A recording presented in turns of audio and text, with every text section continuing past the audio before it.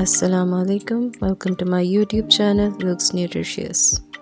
आज की रेसिपी में हम बनाने जा रहे हैं golden milk, a very healthy immunity booster drink.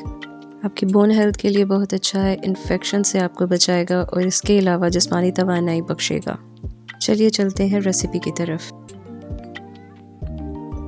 पतीले में सबसे पहले हम 1 चम्मच देसी घी शामिल कर देंगे और इसे पिघलने देंगे।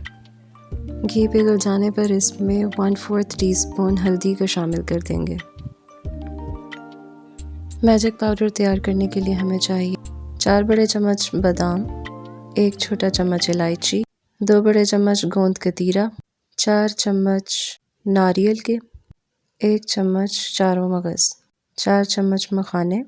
इन तमाम चीज़ों को ग्राइंड करके पाउडर फॉर्म में कन्वर्ट कर लेंगे।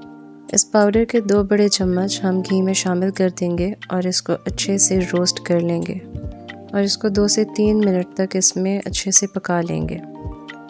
जब ये अच्छे से पक जाए तो इसके अंदर हम 2 गिलास दूध के शामिल कर देंगे और साथ साथ चम्मच चलाते जाएंगे ताकि ये अच्छे से मिक्स होता जाए।